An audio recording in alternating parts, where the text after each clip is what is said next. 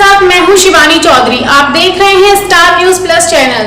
तो आइए नजर डालते हैं आज की कुछ खास खबर। मध्य प्रदेश के उज्जैन से राबिया के हज के वाकई में समझाया आला फकीर बाबा उमाकांत जी महाराज ने रूहानी इबादत और मालिक से सच्चा इश्क करने की ज़रूरत।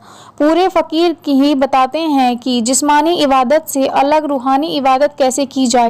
मौजूदा वक्त के आला फकीर सभी रूहों को निजात पाने का तरीका बताने वाले, रूहानी इबादत का रास्ता, अनमोल दौलत नामदान देकर इंसान को जहन्नुम और 84 के चक्कर से बचाने वाले इस वक्त के मुर्शिद ए कामिल उमाकांत जी ने राबिया के हज के वाकई में समझाया कि कामिल मुर्शिद का मिलान बेहद ज़रूरी होता है। वो ही तालीम देते हैं कि जिस्मानी इबादत से अलग रूहानी इबादत कर कैसे उस सच्चे कुल मालिक को सच्चे दिल से याद कर खुश किया जाए और रूहों को निजात दिलाई जाए। आप भी सुनिए इस वक्त के पूरे फकीर साहिब बाबा उमाकांत जी महाराज का ये खुदाई पैगाम।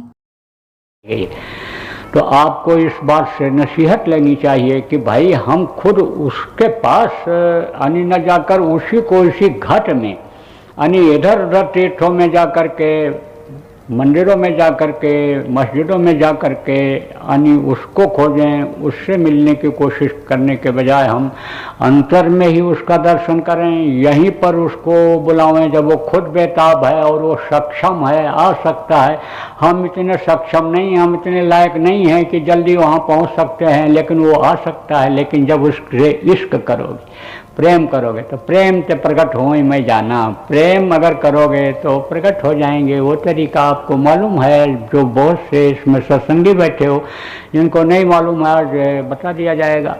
तो आप ये समझो कि यानी उसके रोम रोम से प्रकाश निकलता था जब वो वहाँ पहुँच जाती थी, उनमें जब मिल जाती थी। यह शब्द यानी समझो उसी में मिल जाता है, इसका भेद नीचे तक ही रहता है। ये आवाज़ एक यानी समझो कि ये आवाज़ से जो उतरी है एक ही आवाज़ है, लेकिन ये जगह जगह से निकलती है आवाज़, इसलिए ये ध्वनि अलग अलग सुनाई पड़ती है। उस समय पर यह था कोई किसी के दरवाजे पर पहुंच जाए तो रोटी वो खिलाता था, राबिया भी खिलाई थी, अभी आपको बताता हूँ।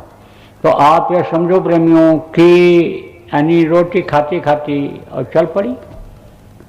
अब आप ये समझो कि गई तो जो तनख्वाह यानी कुछ थोड़ा बहुत खर्चा ऐसे भी वो दे देता था। उसी का एक गधा खरीदा, तो सामान उस पर अपना कपड़ा वगैरह रखा और जा रही थी हज करने। हज करने जा रही थी तो भूखा प्यासा यानी भूख यानी उसको गधे को नहीं मिला, प्यास पानी नहीं मिला। पानी की भी कमी पहले रहा करती थी, पानी इसी भर को मिला तो गधा खत्म हो गया। तो जब गधा खत्म हो गया तो बोली कि पैदल जाना रहेगा, गठरी ये ले करके अब मैं चल नहीं सकती हूँ। तो रुक गई। लोग उधर से जा रहे थे, कह रहे थे चलो चलो तुम क्यों रुक गई यहाँ, चलो हज करने। और लोग जा रहे थे, जैसे तीर्थ स्थानों पर लोग जाते थे, आज की तरह से साधन नहीं था, पैदल जाते थे। ऐसे लोग कहें चलो चलो चलो तुम क्यों नहीं चली। बोली अब हम नहीं जाएंगे, अब तो काबा जब हमको लेने आएगा तब हम जाएंगे।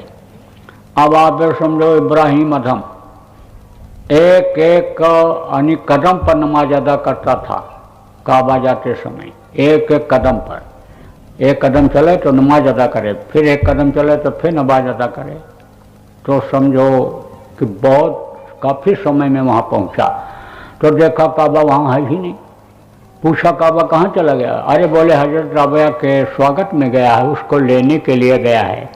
अब आप ये सोचो कि पौन पानी कहते हैं, सब साथ देते हैं। ये जितने भी छोटी हस्तियां हैं, बड़ी हस्ती अगर मिल जाए, बड़ी हस्ती बन जाओ तो ये सब साथ देते हैं। तो आप ये समझो कि वो हजरत राबिया यानी समझो कि वहीं पर उसने हज कर लिया। जो उसका फल यानी उस समय पर मिलना था उसको वहीं मिल गया।